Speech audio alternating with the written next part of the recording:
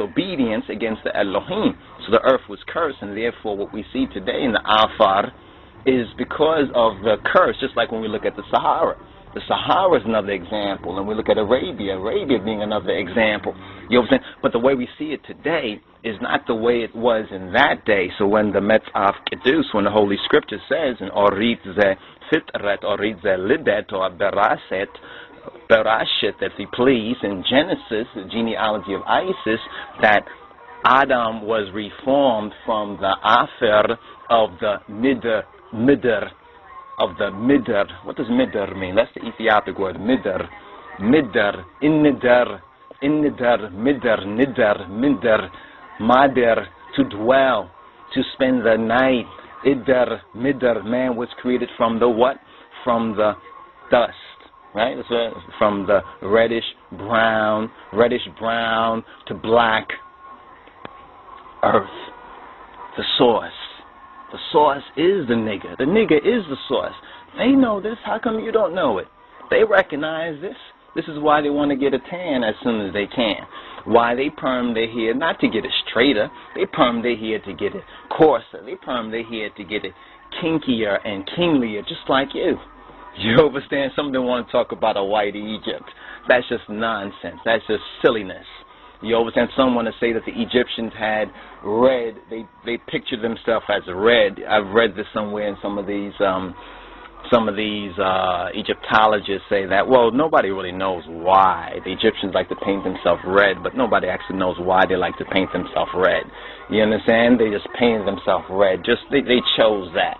It's so overt and it's so obvious. They were describing themselves, because when they painted other people, if it was the Nehesiah or the Southerners, the Nubians, they painted them darker, blacker. You understand? If they painted the Canaanites, if they painted some of the Indo-European types, they painted them as being pale people, even with blue eyes. And it's right there when we look at the wall paintings. We see it right there in the wall paintings. Some people say, well, the Egyptians have that complexion because they suntan. I mean, there's actually some neo-Nazis out there and Aryans who believe in this mythology of a white Egypt that said the Egyptians actually, they got suntans. So can we ask the question? Can we ask this question? Was the pyramids a suntanning salon? Is this what white Egypt and white Egyptians want to tell us today? That the Egyptians really, they had that reddish brown complexion, not because they were black. You know, they didn't want to make a difference between one black brother and another black brother, because they want to say that, well, they were Africans, the Egyptians were Africans, but they wasn't black Africans. They wasn't Negroes. Now they bring this N-word back around again, the N-word.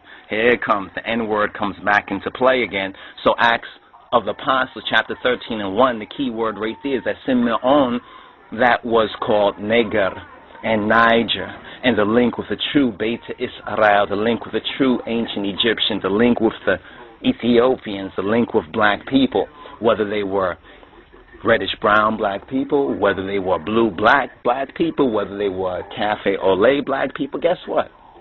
They're black people. And that is, you know, this is so indicative of, even when you look at the land. If you look at different types of land, different type of land has these different types of colors, if you please. Depends on where the land is found, depends on what properties are in it. It's only sand. Notice this. Notice the link right now. It's only sand or desert that actually loses absolutely its entire nutrient base, its richness, as well as its complexion. See, sand, you understand, or desert, which is part of the curse that came upon the Adam, the original people who were black people, for lack of a better descriptor. When they were cursed, the land was cursed.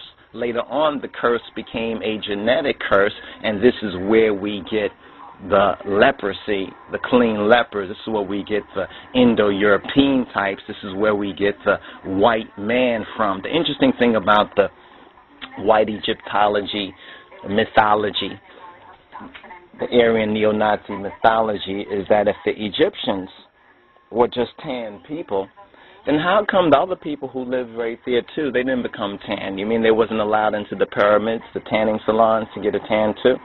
It's basically, as some of our African brothers and sisters would tell us, it's basically nonsense.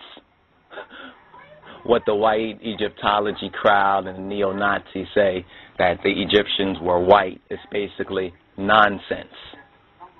Because Niger, or Nigger, or the Nigger, is the ground and the dust of the earth, the source of creation.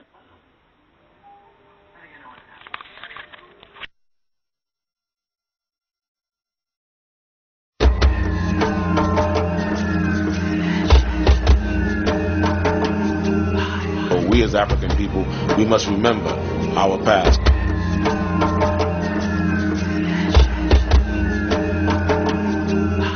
We as African people, we must remember our past. No matter how harsh, no matter how horrible, no matter how great, we must remember the good, we must remember the bad. And remember, for African people to have survived the horrors of slavery and colonialism, it doesn't testify to a weakness, it testifies to our strength.